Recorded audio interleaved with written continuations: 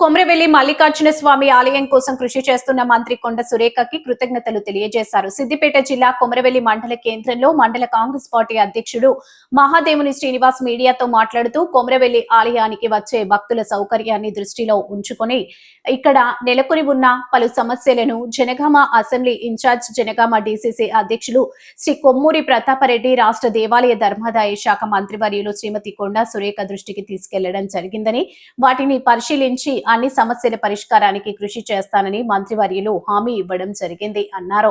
సామాన్య భక్తులను దృష్టిలో ఉంచుకొని గతంలో ఉన్న స్పెషల్ దర్శనాలను రూపాయలు 150 నుంచి 500 మాత్రమే ఉంచి గతంలో ఉన్న 100 రూపాయల దర్శనాన్ని రద్దు చేయడం జరిగింది. దీంతో సామాన్య భక్తులు దర్శనానికి వెళ్లడానికి 2 లైన్లు ఉపయోగపడతాయి.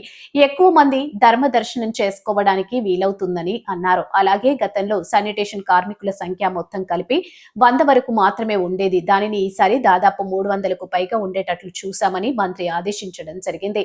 ఇందులో కేవలం దేవస్థానం మీద భారం వేయకుండా ప్రభుత్వం నుంచి కూడా సగం మందిని నియమించాలని మంత్రి ఆదేశించడం జరిగింది.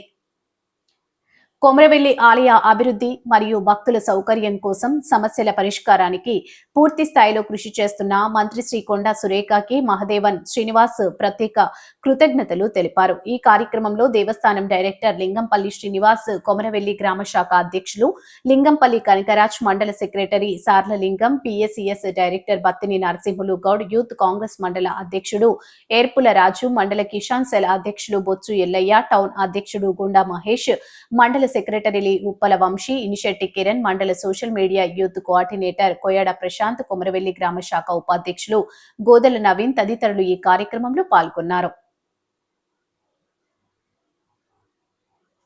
తదనంతరం 3 నెలల పాటు ఉగాది వరకు జాతర ఉత్సవాలు జరుగుతున్నాయి.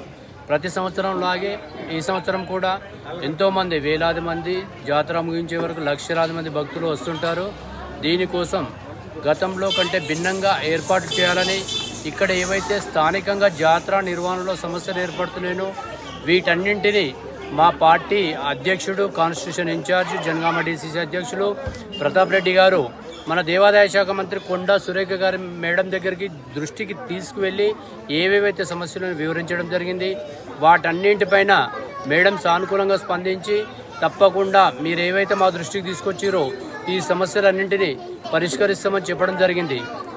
దాంట్లో భాగంగా మొన్న 17వ తారీఖు నిన్నటి రోజున సెక్రటరేట్లో రివ్యూ మీటింగ్ పెట్టి అధికారులను అందరికీ దానికి సంబంధించిన ఆదేశాలు జారీ చేయడం జరిగింది. దీంట్లో భాగంగా ఈరోజు ఏదైతే దేవాలయంకి భక్తులు వస్తున్నారో వాళ్ళకి ఇక్కడ 3 ప్రత్యేకమైన దర్శనాలు ఉండేది. ఒకటి 100, ఒకటి 150, ఆ తర్వాత 500 అంటే 3 రకాల ప్రత్యేక దర్శనాలు. ధర్మదర్శనం ఒక్క లైన్ ఉండేది. దానివల్ల ఏమవుతుందంటే ధర్మదర్శనం చేసుకునే సామాన్య భక్తులకు ఇబ్బంది కలుగుతుంది. కాబట్టి ఆ విషయాన్ని మంత్రి గారి దృష్టికి తీసుకుపోతే ఈరోజు నిన్న చెప్పి ఇమీడియట్ ఆర్డర్స్ పాస్ చేయడం జరిగింది. ఏంటంటే ఈ రోజు నుండి 100 దర్శనం ఉండదు. ప్రత్యేక దర్శనం కేవలం 150, 500 మాత్రమే ఉంటుంది. ధర్మదర్శనం 2 లైన్లు నడుపుకోవడానికి అనుకూలంగా ఉంటుంది. కాబట్టి సామాన్య భక్తులు ఎవరైతే టికెట్లు వెచ్చించి పోలేని ఉంటారో వాళ్ళకి చాలా కన్వీనియంట్గా ఉంటుంది. ఇక ఇంతకుముందు అభివృద్ధి పనులు ఏవైతే ప్రారంభించినామో వీటిపైన రివ్యూ చేసి 50 రూమ్ల గెస్ట్ హౌస్ అతి త్వరలో కావాలని ఈరోజు కూడా కలెక్టర్ వాటిని పర్యవేక్షించిపోయారు. పనులని మొన్న కూడా వచ్చిపోయారు. ఏదైతే క్యూ కాంప్లెక్స్ ఉందో ఇది 14 డిసెంబర్ కళ్యాణం నాడు ప్రారంభోత్సవానికి మంత్రి గారు స్వయంగా వస్తానని చెప్పి ఇవి ఏర్పాట్లు కంప్లీట్ చేసి ఈ సంవత్సరం క్యూ కాంప్లెక్స్లోనే ఏదైతే కొత్తగా నిర్మించో దాంట్లో నిర్వహించాలని చెప్పడం జరిగింది. ఆ తర్వాత కమాన్ హైవే దగ్గర ఏం జరిగిందంటే రైలు అక్కడ క్రాస్ చేస్తుంటే హైవే పైన స్పీడ్గా వెహికల్ వచ్చి, అది స్టేట్ హైవే, అక్కడ స్పీడ్ బ్రేకర్ పెట్టడానికి ఉండదు. అక్కడ వచ్చి భక్తులకి యాక్సిడెంట్లు ఇప్పటికీ 2-3 యాక్సిడెంట్లు జరిగి ప్రాణాలు కూడా కోల్పోవడం జరిగింది. అది మంత్రి గారి దృష్టికి తీసుకుపోగానే ఇమీడియట్గా అక్కడ ఫుట్ ఓవర్ బ్రిడ్జ్ నిర్మించి తర్వాత పర్మనెంట్గా అక్కడ ఫుట్ ఓవర్ బ్రిడ్జ్ ఏర్పాటు చేసి భక్తులకు ఎలాంటి యాక్సిడెంట్ కాకుండా దాన్ని చూడాలని ఆదేశాలు ఇవ్వడం జరిగింది. ఆ తర్వాత జాతర అప్పుడు ప్రతి సంవత్సరం చెప్తున్నాం దేవస్థానం వారికి ఒక వెహికల్స్ పెట్టాలి. ఇక్కడ ఏదైతే ఒక మొదటి వారం, రెండో వారం వాహనాల దూరంగా 1.5 కిలోమీటర్ 2 కిలోమీటర్ దూరంలో ఆపుతుంటే ఇబ్బందులు కలుగుతున్నాయి. కాబట్టి అది వాస్తవంగా జాతర పరిస్థితి దృష్టి ఆపడం సమంజసమే.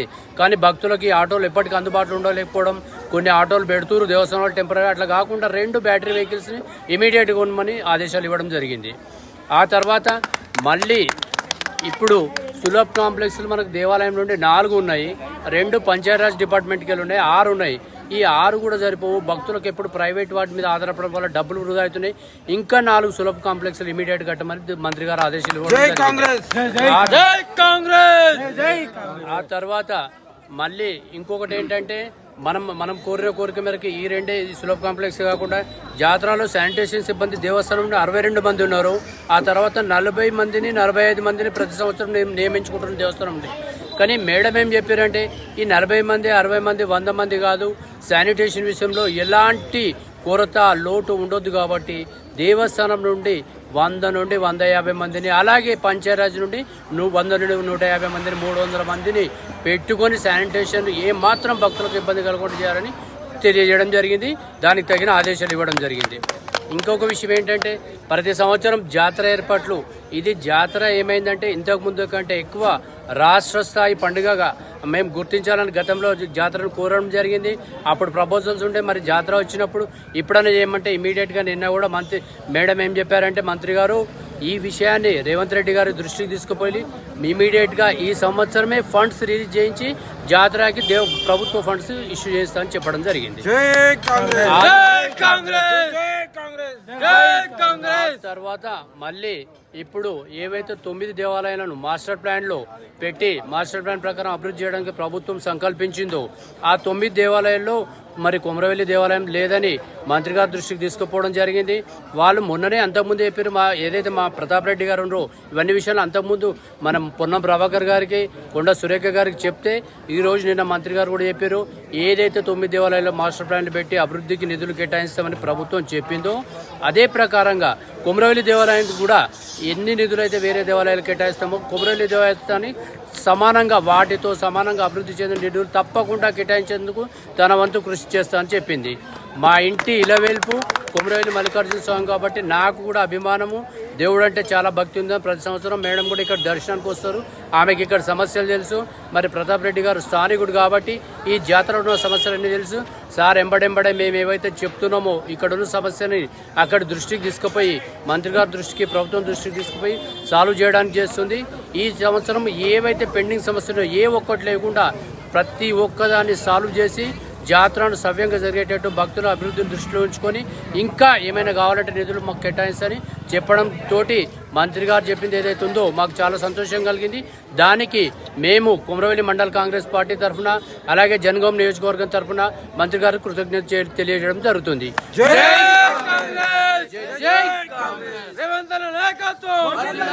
కొమ్మరి ప్రతాప్ రెడ్డి గారి నాయకత్వం, జై కాంగ్రెస్, జై కాంగ్రెస్. చామల కిరణ్ కుమార్ రెడ్డి గారి నాయకత్వం, జై కిరణ్ కుమార్ రెడ్డి గారి నాయకత్వం, జై కాంగ్రెస్. కొండ సురేఖమ్మ గారి నాయకత్వం.